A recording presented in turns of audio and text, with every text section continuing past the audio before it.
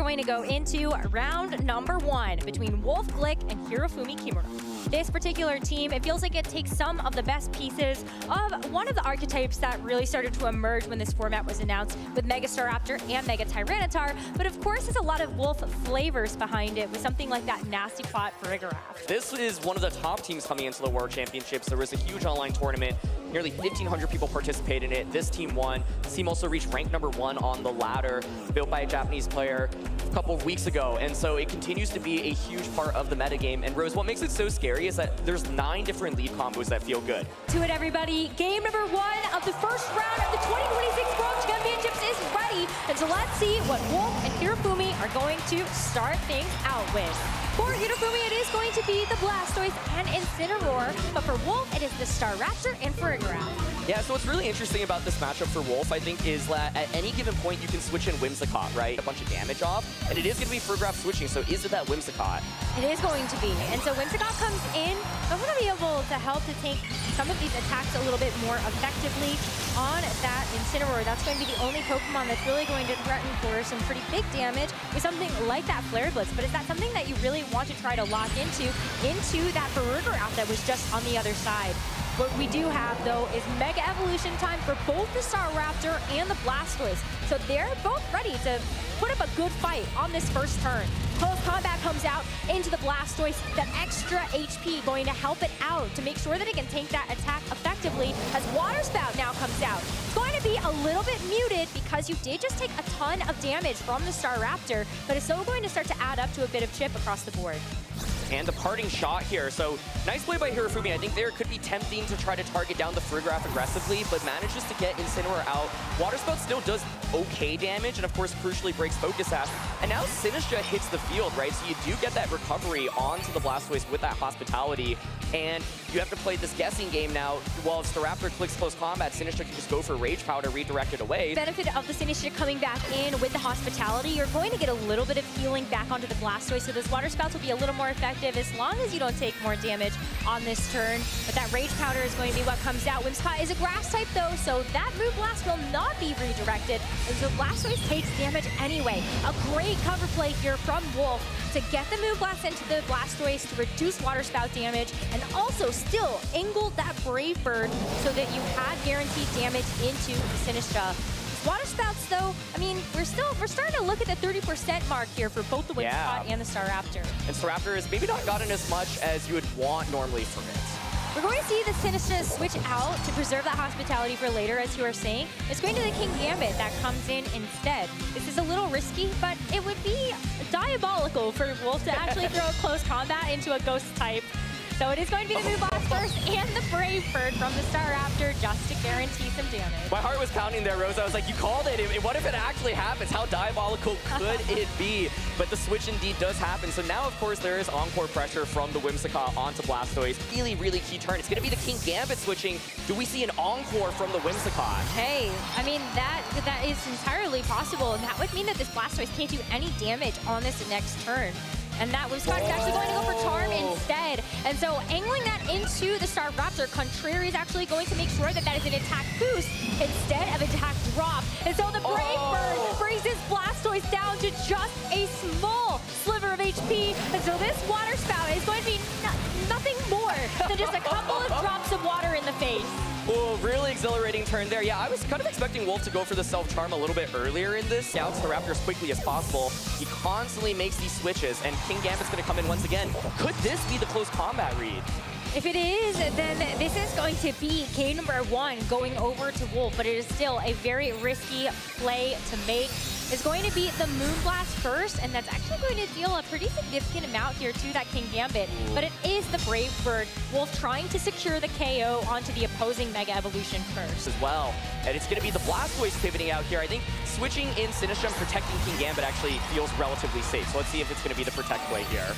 Yeah, because then on the next turn, if the Sinistcha is still around, you can actually go for something like a Rage Powder to at least try to redirect away another Moonblast, but the crit is going to secure the KO.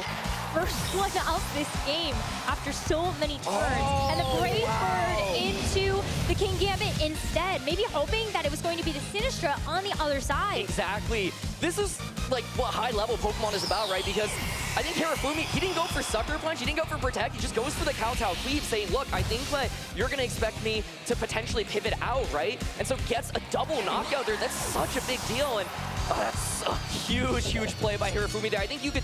Things felt really tense, especially with that critical hit onto Sinistcha. Hirofumi saying, I'm not going to Sucker Punch. Wolf says, well, I'm not going to switch in for Icaraf, but it still works in Hirofumi's favor. It's going to be Tyranitar here in the back as Incineroar comes back in. So a crucial Intimidate, but Fake Out currently is blocked. And for Hirofumi, the question is, can you actually still do enough damage? Because the Tyranitar here does have low kick. It does threaten King Gambit with a ton of damage. Say, well, you can just Fake Out, you can Swords Dance, but right now, I think it's actually still kind of dicey for Hirofumi because of the inability to Fake Out. So it's going to be the parting shot here. Incineroar actually moving first before Friggraf or the Tyranitar.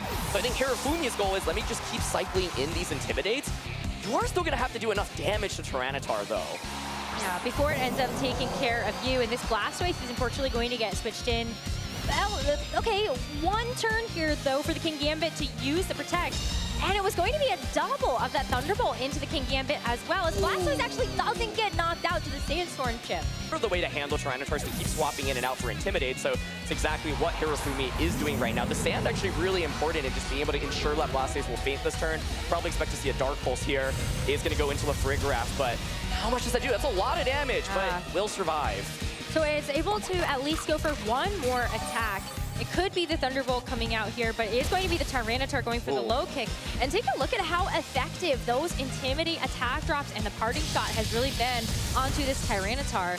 And the Thunderbolt as well. I mean, this Incineroar is quite bulky. We do see a paralysis. That might come back to hurt a little bit in the remaining turns of this first game. That's a big deal, right? Because we saw Incineroar was faster than both of these Pokemon initially, and so would have been able to either get another parting shot into Tyranitar or just knock out Friggraf before they get the chance to move. And so really big paralysis there. For Hirofumi, the question still is, how do you beat Tyranitar? And do you Rock Slide into Incineroar? It's going to be Rock Slide. Okay. So this means King Gambit here can Swords Dance, and Incineroar can maybe just Flare Blitz and KO Friggraf. If you don't get flinched, there is a 30% chance for that to happen. Incineroar still has a lot of HP, though, to try to get it through these next couple of turns. But it's going to be Friggraf going for the attack first. A Thunderbolt into the King Gambit is not going to give that secondary effect of the paralysis, but you do see the Rock Slide flinch onto that King Gambit.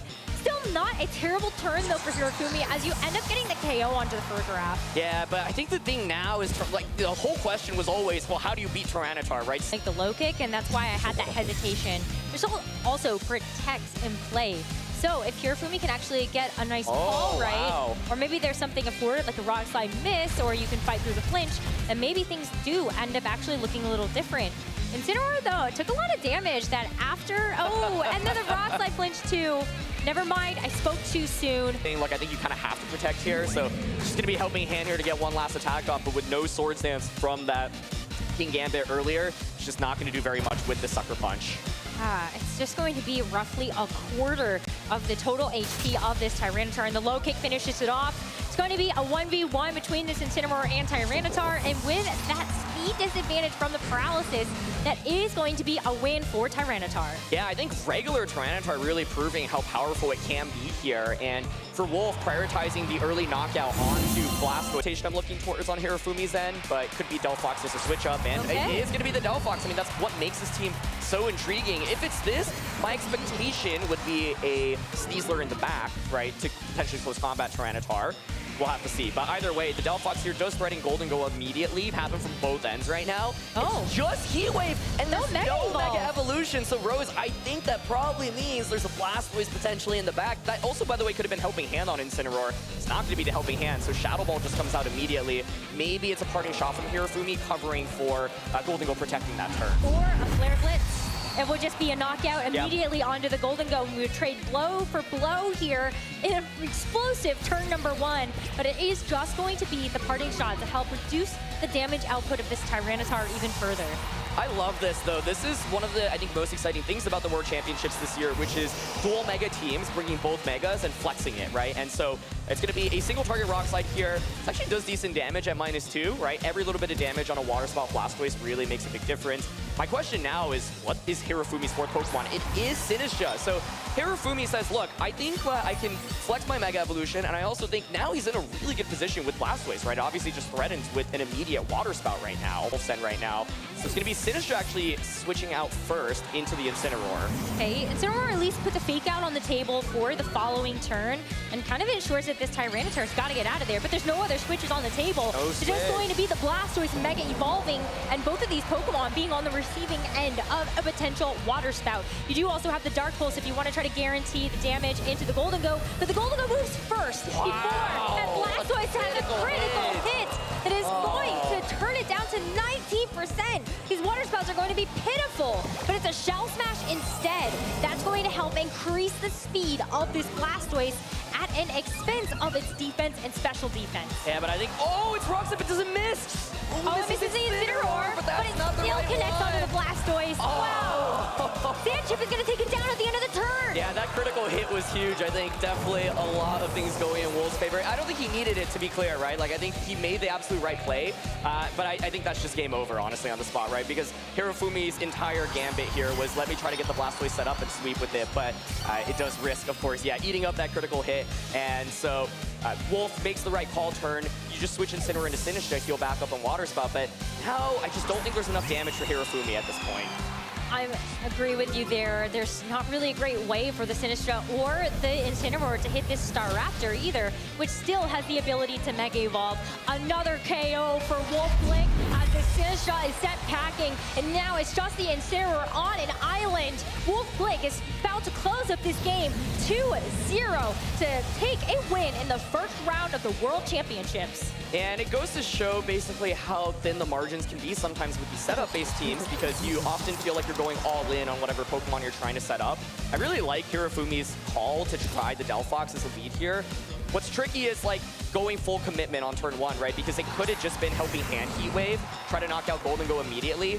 Probably be a very different match if that happened. But if you go Helping Hand Heat Wave, don't Mega Evolve Delphox, well then the Delphox is threatened by Tyranitar, just eating up a lot of damage. And here we go. Wolfe Glick will win his very first game on his return to the world stage against one of the game's best in Hirofumi. Really was an amazing match to watch to kick off our World Championships.